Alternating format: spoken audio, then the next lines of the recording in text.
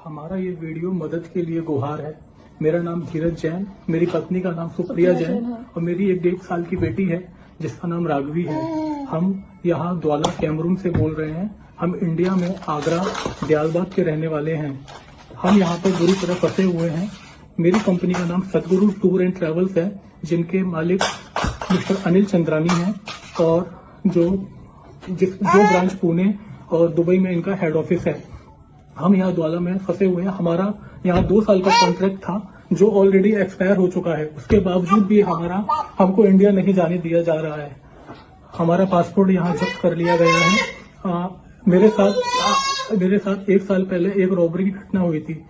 ये अफ्रीका है, यहाँ पर 10,000 फीफा के लिए किसी को भी मार भी सकते हैं। मेरे साथ 19 मिलियन की रॉबरी हुई थी 1 साल पहले 2024 सितंबर में, जिसका केस अभी तक चल रहा था। मेरा कॉन्ट्रैक्ट खत्म होने के बावजूद भी इंश्योरेंस कंपनी से इनको क्लेम नहीं मिला और जब मैंने बोला कि मेरा कॉन्ट्रैक्ट फिनिश हो गया है, अब मुझे इंडिया जाने दिया जाए, तो ये लोग उल्टा मेरे ऊपर ही ब्लेम लगा रहे हैं। झूठी मूठी रिकॉर्डिंग का उसको तोड़ मरोड़ कर रिकॉर्डिंग को पेश करके ये मुझे गुनहगार साबित करने की कोशिश कर रहे हैं। उसके बावजूद भी अगर उनसे वो सब भी नहीं हो पाया तो इन लोगों ने मेरे ऊपर और भी पैसे खाने का आरोप लगाया कि मैंने कोई गबन किया है। मैं धीरज जैन, मैंने कोई गबन नहीं किया। मेरे पास अभी इतना भी पैसा नहीं है कि हम लोग यहाँ पर अच्छे से सर्वाइव कर सकें। और इन कंपनी वालों ने पैसे देने से भी मना कर दिया है कि हमारा किसी तरीके का कोई खर्चा नहीं उठाएंगे।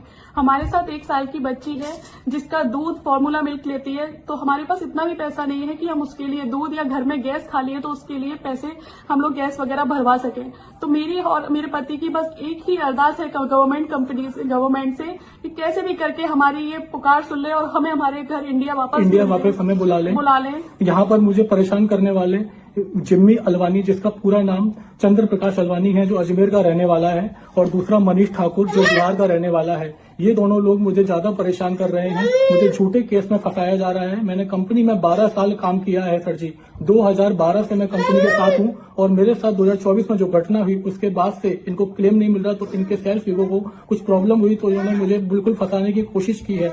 मैं कभी कंपनी के खिलाफ नहीं गया, लेकिन मैं अब अपने परिवार के साथ हूँ।